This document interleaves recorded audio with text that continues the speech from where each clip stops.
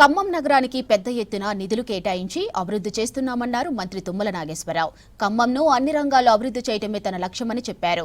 గాంధీ చౌక్ లో రోడ్లు, డ్రైనేజీతో పాటు ఇతర అభివృద్ధి పనులకు శంకుస్థాపనలు చేశారు తుమ్మల.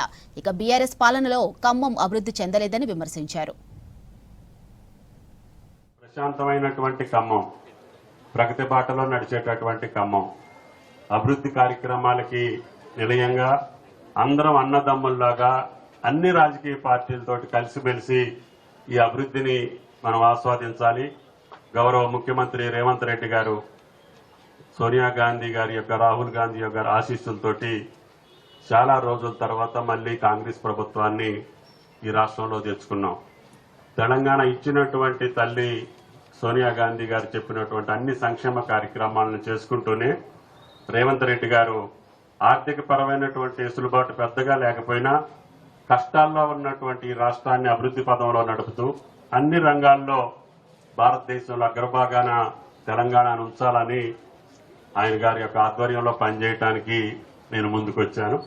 అందులో భాగంగానే ఖమ్మం నియోజకవర్గ అభివృద్ధితో పాటు, జిల్లా అభివృద్ధితో పాటు నాకు శక్తి వంచన లేకుండా ఆ భగవంతుడు మీరు ఇచ్చినటువంటి అవకాశాన్ని ఈ రాష్ట్ర అభివృద్ధికి, ముఖ్యంగా రైతాంగ శ్రేయస్సు కోసం కష్టపడి పనిచేస్తానని చెప్పి విజ్ఞప్తి చేస్తూ తిలక్ గారు ఏర్పాటు చేసినటువంటి సమావేశంలో మీ సూచనలు తగ్గట్టుగా, మీ ఆలోచనలకు తగ్గట్టుగా మీ అవకాశాలు ఎట్లా మెరుగుపడాలనుకుంటే ఆ రకంగా మీరు ఆలోచన చేసి చెప్పండి. బాలసాని గారు క్లియర్ గా చెప్పారు, మా మేయర్ గారు కూడా చెప్పారు. వాటిని మీరు అనుసరించి ఈ ప్రాంతం కూడా అభివృద్ధి జరగాలంటే ప్రధానమైనటువంటి కార్యక్రమం రహదారులు ఎడలుపు చేసుకోవటం, పరిశుభ్రంగా ఉంచుకోవటం, వర్షాలు వచ్చినా వరదలు వచ్చినా మీ గాంధీ చౌక్కి ఏ యొక్క ఇబ్బంది రాకుండా చూసుకోవటం మీ చేతుల్లో ఉంది.